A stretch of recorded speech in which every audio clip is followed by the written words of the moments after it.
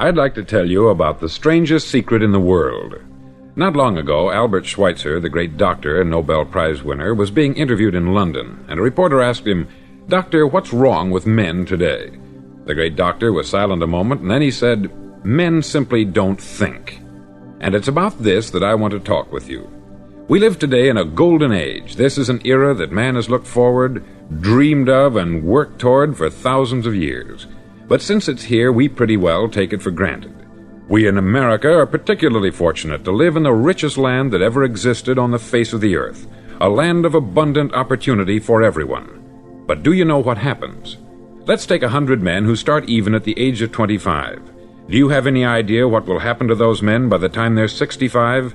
These 100 men who all start even at the age of 25 believe they're going to be successful. If you asked any one of these men if he wanted to be a success, he'd tell you that he did. And you'd notice that he was eager toward life, that there was a certain sparkle to his eye, an erectness to his carriage, and life seemed like a pretty interesting adventure to him. But by the time they're 65, 1 will be rich, 4 will be financially independent, 5 will still be working, 54 will be broke. Now think a moment. Out of the 100, only 5 make the grade. Why do so many fail? What has happened to the sparkle that was there when they were 25? What's become of the dreams, the hopes, the plans? And why is there such a large disparity between what these men intended to do and what they actually accomplished? When we say about 5% achieve success, we have to define success. And here's the definition. Success is the progressive realization of a worthy ideal. If a man is working toward a predetermined goal and knows where he's going, that man is a success. If he's not doing that, he's a failure. Success is the progressive realization of a worthy ideal. Rollo May, the distinguished psychiatrist, wrote a wonderful book called Man's Search for Himself. And in this book he says, "The opposite of courage in our society is not cowardice, it is conformity." And there you have the trouble today. It's conformity. People acting like everyone else, without knowing why, without knowing where they're going. Now think of it. In America right now, there are over 14 million people 65 years of age and over, and about 13 million of these 14 million are broke. They're dependent on someone else for life's necessities. Now, we learn to read by the time we're 7. We learn to make a living by the time we're 25. Usually, by that time, we're not only making a living, we're supporting a family. And yet, by the time we're 65, we haven't learned how to become financially independent in the richest land that has ever been known. Why? We conform. And the trouble is that we're acting like the wrong percentage group, the 95% who don't succeed. Now, why do these people conform? Well, they don't know, really. These people believe that their lives are shaped by circumstances, by things that happen to them, by exterior forces. They're outer-directed people. A survey was made one time that covered a lot of men, working men, and these men were asked this question: why do you work? Why do you get up in the morning? 19 out of 20 had no idea. If you ask them, they'll say, everyone goes to work in the morning. And that's the reason they do it, because everyone else is doing it. Now let's get back to our definition of success. Who succeeds? The only man who succeeds is the man who is progressively realizing a worthy ideal. He's the man who says, I'm going to become this, and then begins to work toward that goal. I'll tell you who the successful people are. A success is the school teacher who's teaching school because that's what she wanted to do. The success is the woman who's a wife and mother because she wanted to become a wife and mother and is doing a good job of it. The success is the man who runs the corner gas station because that's what he wanted to do. The success is the successful salesman who wants to become a top-notch salesman and grow and build with his organization. A success is anyone who is doing deliberately a predetermined job because that's what he decided to do deliberately. But only 1 out of 20 does that. That's why today there isn't really any competition, unless we make it for ourselves. Instead of competing, all we have to do is create. Now, for 20 years, I looked for the key which would determine what would happen to a human being. Was there a key I wanted to know which would make the future a promise that we could foretell to a large extent? Was there a key that would guarantee a person's becoming successful if he only knew about it and knew how to use it? Well, there is such a key, and I've found it. Have you ever wondered why so many men work so hard and honestly without ever achieving anything in particular, and others don't seem to work hard and yet seem to get everything? They have the magic touch. You've heard them say that about someone. Everything he touches turns to gold. And have you ever noticed that a man who becomes successful tends to continue to become successful, and on the other hand, have you noticed how a man who is a failure tends to continue to fail? It's because of goals. Some of us have them, some don't. People with goals succeed because they know where they're going. Now think of a ship leaving a harbor, and think of it with the complete voyage mapped out and planned. The captain and crew know exactly where it's going and how long it will take. It has a definite goal. 9,999 times out of 10,000 it will get to where it started out to get. Now let's take another ship, just like the first, only let's not put a crew on it, or a captain at the helm. Let's give it no aiming point, no goal, no destination. We just start the engines and let it go. I think you'll agree with me that if it gets out of the harbor at all, it will either sink or wind up on some deserted beach a derelict. It can't go any place because it has no destination and no guidance. It's the same with a human being. Take the salesman, for example. There is no other person in the world today with the future of a good salesman. Selling is the world's highest paid profession, if we're good at it and if we know where we're going. Every company needs top-notch salesmen, and they reward those men. The sky is the limit for them. But how many can you find?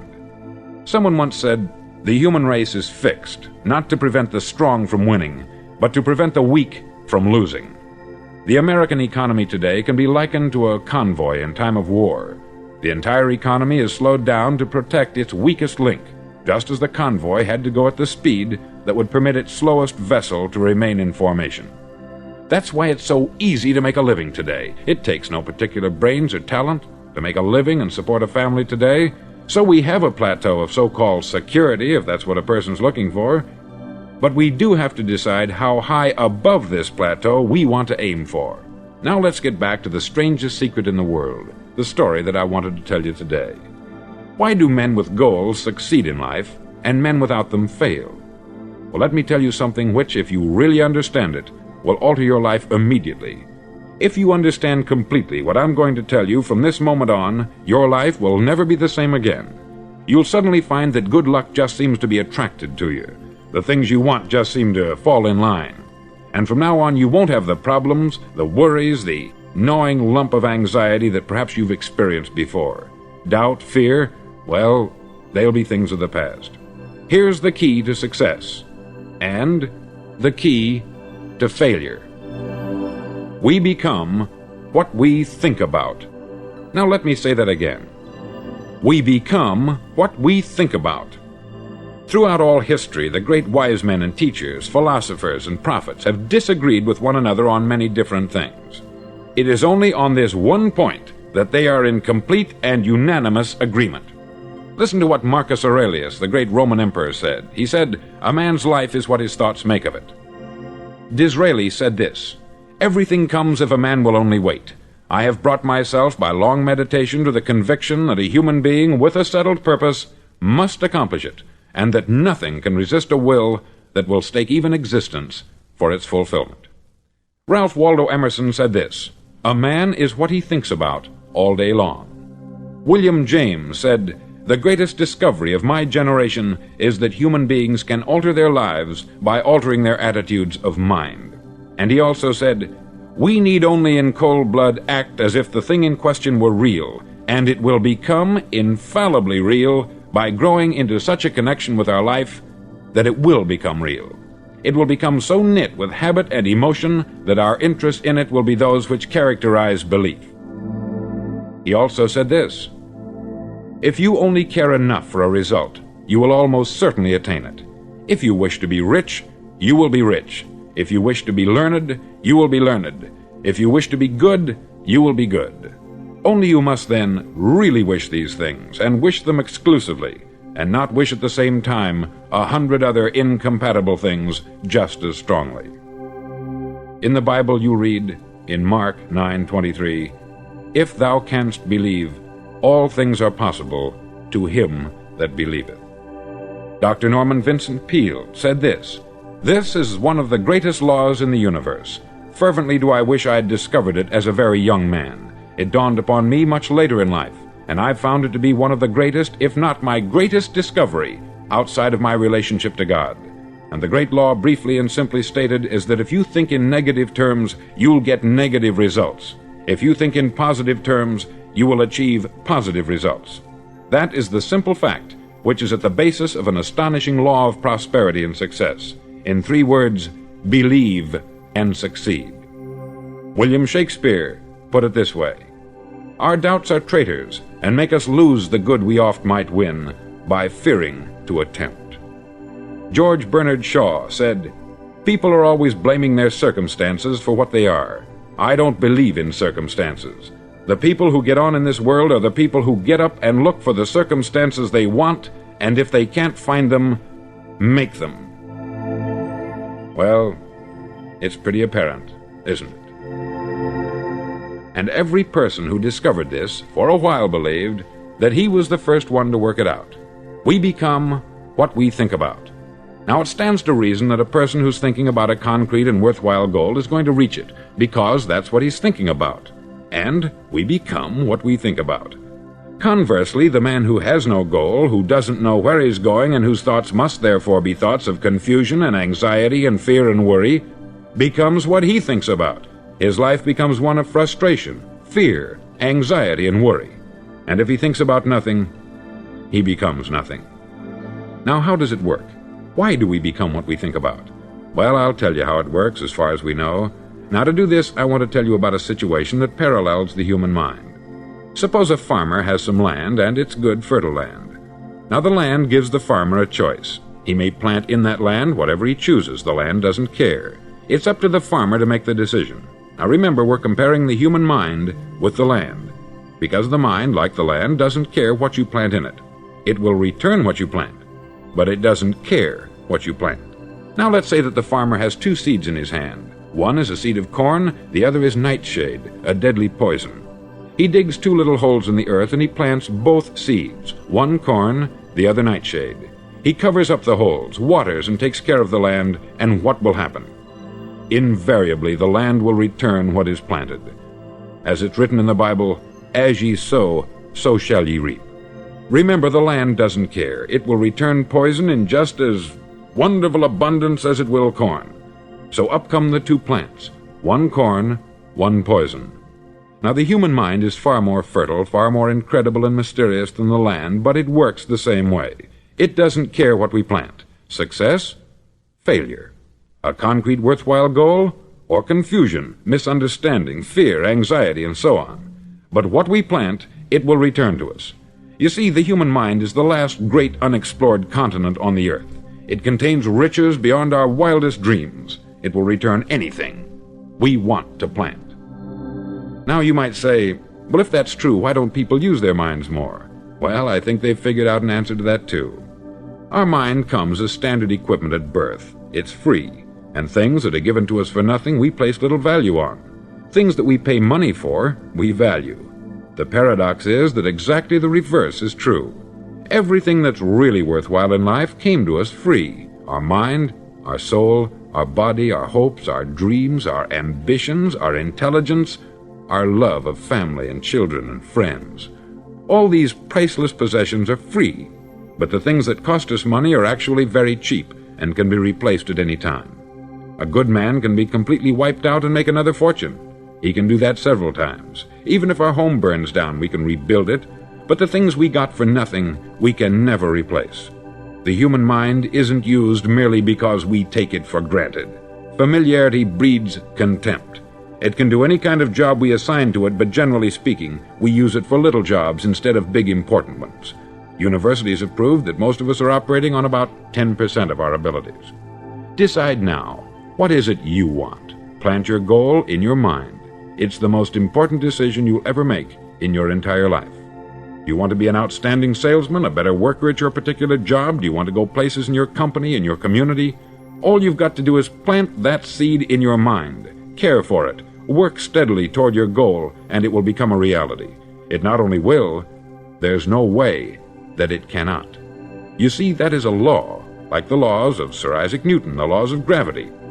If you get on top of a building and jump off, you'll always go down. You'll never go up. And it's the same with all the other laws of nature. They always work, they're inflexible.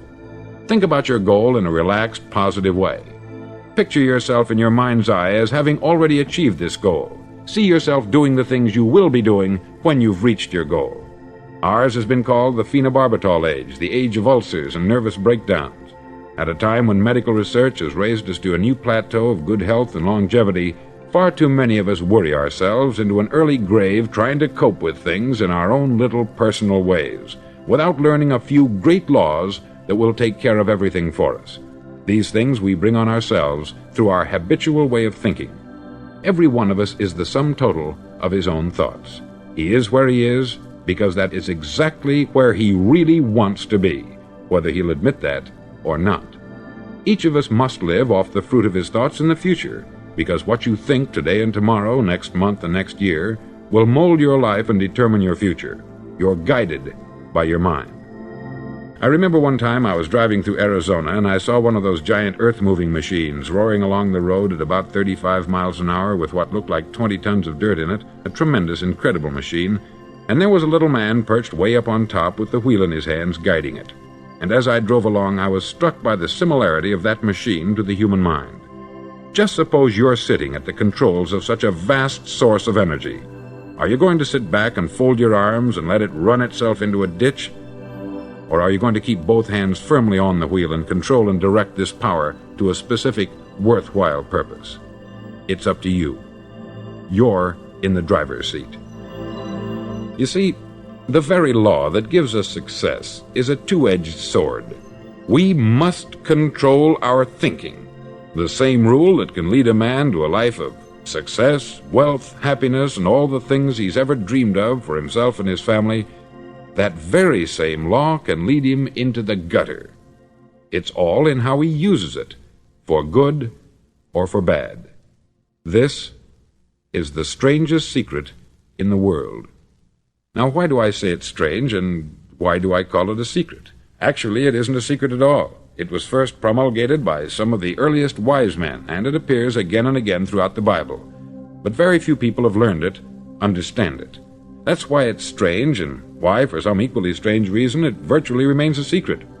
I believe that you could go out and walk down the main street of your town and ask one man after another what the secret of success is, and you probably wouldn't run into one man in a month who could tell you. Now, this information is enormously valuable to us, if we really understand it and apply it. It's valuable to us not only for our own lives, but the lives of those around us, our family, employees, associates, and friends. Life should be an exciting adventure. It should never be a bore. A man should live fully, be alive. He should be glad to get out of bed in the morning. He should be doing a job he likes to do because he does it well. One time I heard Grove Patterson make a speech, the editor-in-chief of the Toledo Daily Blade, and as he concluded his speech, he said something that I've never forgotten. He said something like this: "My years in the newspaper business have convinced me of several things, among them that people are basically good, and that we came from someplace, and we're going someplace. So we should make our time here an exciting adventure. The architect of the universe didn't build a stairway leading nowhere." And the greatest teacher of all, the carpenter from the plains of Galilee, gave us the secret time and time again. "As ye believe, so shall it be done unto you." I've explained the strangest secret in the world and how it works. Now I want to explain how you can prove to yourself the enormous returns possible in your own life by putting this secret to a practical test. I want you to make a test that will last 30 days. Now, it isn't going to be easy. If you'll give it a good try, it will completely change your life for the better. Back in the 17th century, Sir Isaac Newton, the English mathematician and natural philosopher, gave us some natural laws of physics which apply as much to human beings as they do to the movement of bodies in the universe. Now, one of these laws is that for every action, there is an equal and opposite reaction. Simply stated, as it applies to you and me, it means we can achieve nothing without paying the price. The results of your 30-day experiment will be in direct proportion to the effort you put forth. To be a doctor, you must pay the price of long years of difficult study. To be successful in selling, and remember that each of us succeeds to the extent of his ability to sell, selling our families on our ideas, selling education in schools, selling our children on the advantages of living the good and honest life, selling our associates and employees on the importance of being exceptional people, to, of course, the profession of selling itself. But to be successful in selling our way to the good life, we must be willing to pay the price. Now, what is that price? Well, it's many things. First, it's understanding emotionally, as well as intellectually, that we literally become what we think about, that we must control our thoughts if we're to control our lives. It's understanding fully that, as ye sow, so shall ye reap. Secondly, it's cutting away all the fetters from the mind and permitting it to soar as it was divinely designed to do. It's the realization that your limitations are self-imposed, and that the opportunities for you today are enormous beyond belief. It's rising above narrow-minded pettiness and prejudice. Thirdly, to use all your courage to force yourself to think positively on your own problem, to set a definite and clearly defined goal for yourself, to let your marvelous mind think about your goal from all possible angles, to let your imagination speculate freely upon many different possible solutions, to refuse to believe there are any circumstances sufficiently strong to defeat you in the accomplishment of your purpose, to act promptly and decisively when your course is clear, and to keep constantly aware of the fact that you are, at this moment, standing in the middle of your own acre of diamonds, as Russell Conwell used to point out. Fourth, save at least 10% of what you earn. It's also remembering that no matter what your present job, it has enormous possibilities if you're willing to pay the price. Now let's just go over the important points in the price each of us must pay to achieve the wonderful life that can be ours. It is, of course, worth any price. 1. You will become what you think about. 2. Remember the word imagination. Let your mind soar. 3. Courage. Concentrate on your goal every day. 4. Save 10% of what you earn. And action. Ideas are worthless unless we act on them. Now I'll try to outline the 30-day test I want you to make. Now keep in mind that you have nothing to lose by making this test, and everything you could possibly want to gain. There are two things that may be said of everyone. Each of us wants something, and each of us is afraid of something. I want you to write on a card what it is you want more than anything else. It may be more money. Perhaps you'd like to double your income or make a specific amount of money. It may be a beautiful home. It may be success at your job. It may be a particular position in life. It could be a more harmonious family. Each of us wants something. Write down on your card specifically what it is that you want. Make sure it's a single goal and clearly defined. You needn't show it to anyone, but carry it with you so that you can look at it several times a day. Think about it in a cheerful, relaxed, positive way each morning when you get up, and immediately you have something to work for, something to get out of bed for, something to live for. Look at it every chance you get during the day and just before going to bed at night. As you look at it, remember that you must become what you think about, and since you're thinking about your goal, you realize that soon it will be yours. In fact, it's yours really the moment you write it down and begin to think about it. Look at the abundance all around you as you go about your daily business. You have as much right to this abundance as any other living creature. It's yours for the asking. Now we come to the difficult part. Difficult because it means the formation of what is probably a brand new habit, and new habits are not easily formed. Once formed, however, it'll follow you for the rest of your life. Stop thinking about what it is you fear. Each time a fearful or negative thought comes into your consciousness, replace it with a mental picture of your positive and worthwhile goal. There will come times when you will feel like giving up. It's easier for a human being to think negatively than positively. That's why only 5% is successful. You must begin now to place yourself in that group. For 30 days, you must take control of your mind. It will think only about what you permit it to think. Each day for this 30-day test, do more than you have to do. In addition to maintaining a cheerful, positive outlook, give of yourself more than you've ever done before. Do this knowing that your returns in life must be in direct proportion to what you give. The moment you decide on a goal to work toward, you're immediately a successful person. You're then in that rare and successful category of people who know where they're going. Out of every 100 people, you belong to the top 5. Don't concern yourself too much with how you're going to achieve your goal. Leave that completely to a power greater than yourself. All you have to do is know where you're going. The answers will come to you of their own accord. Remember these words from the Sermon on the Mount, and remember them well.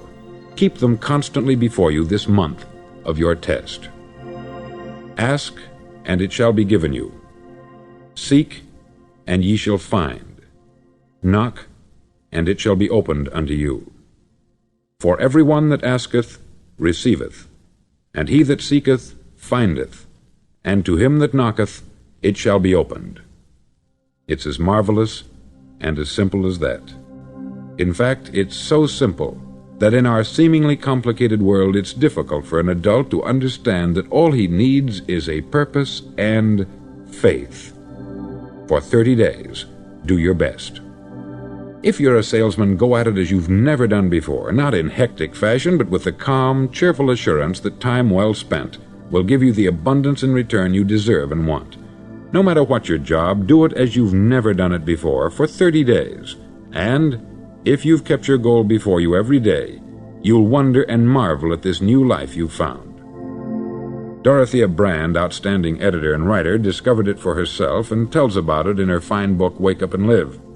Her entire philosophy is reduced to the words, act as though it were impossible to fail.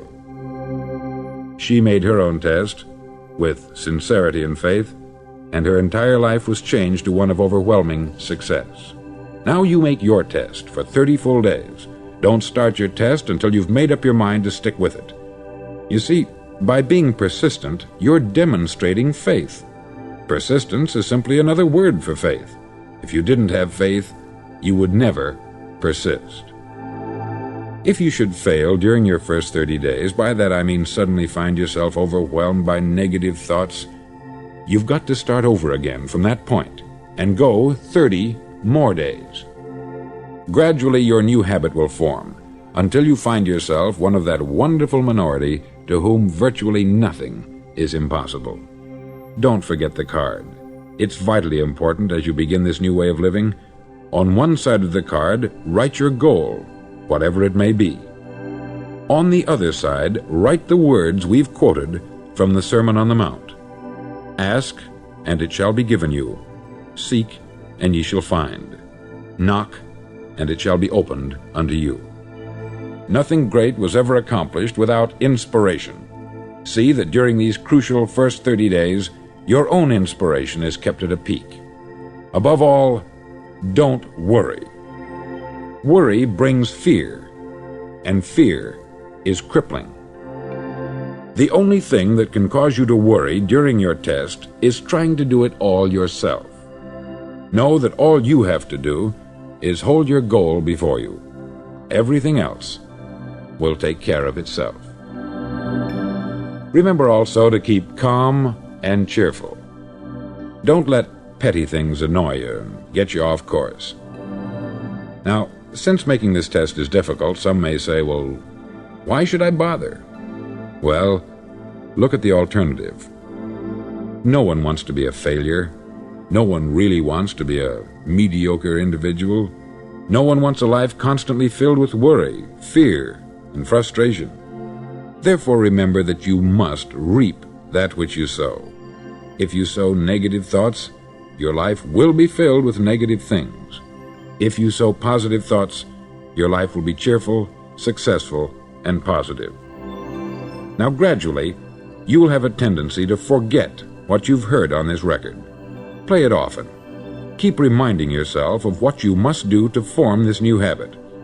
Gather your whole family about and listen to what's been said here at regular intervals. You know, most men will tell you that they want to make money without understanding the law. The only people who make money work in the mint. The rest of us must earn money. This is what causes those who keep looking for something for nothing or a free ride to fail in life. The only way to earn money is by providing people with services or products which are needed and useful. We exchange our product or service for the other man's money. Therefore, the law is that our financial return will be in direct proportion to our service. Success is not the result of making money.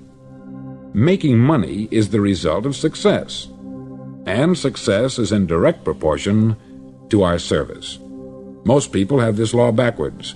They believe that you're successful if you earn a lot of money. The truth is that you can only earn money after you're successful.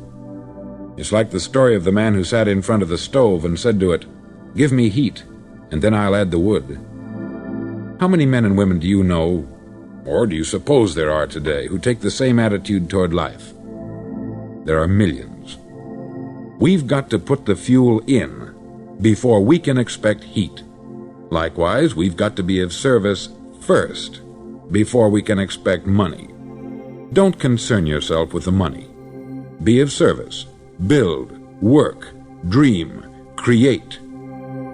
Do this, and you'll find there's no limit to the prosperity and abundance that will come to you. Prosperity is founded upon a law of mutual exchange. Any person who contributes to prosperity must prosper in turn himself. Sometimes the return will not come from those you serve, but it must come to you from someplace, for that is the law. For every action, there is an equal and opposite reaction. As you go daily through your 30-day test period, remember that your success will always be measured by the quality and quantity of service you render, and money is a yardstick for measuring this service. No man can get rich himself unless he enriches others. There are no exceptions to a law. You can drive down any street in America and from your car estimate the service that's being rendered by the people living on that street. Had you ever thought of this yardstick before? It's interesting. Some, like ministers and priests and other devoted people, measure their returns in the realm of the spiritual, but again, their returns are equal to their service. Once this law is fully understood, any thinking person can tell his own fortune. If he wants more, he must be of more service to those from whom he receives his return. If he wants less, he has only to reduce this service. This is the price you must pay for what you want. If you believe you can enrich yourself by deluding others, you can only end by deluding yourself. It may take some time, but just as surely as you breathe, you'll get back what you put out. Don't ever make the mistake of thinking you can avert this. It's impossible. The prisons and the streets where the lonely walk are filled with people who tried to make new laws just for themselves. We may avoid the laws of man, but there are greater laws that cannot be broken. An outstanding medical doctor recently pointed out 6 steps that will help you realize success. 1. Set yourself a definite goal. 2. Quit running yourself down. 3. Stop thinking of all the reasons why you cannot be successful, and instead think of all the reasons why you can. 4.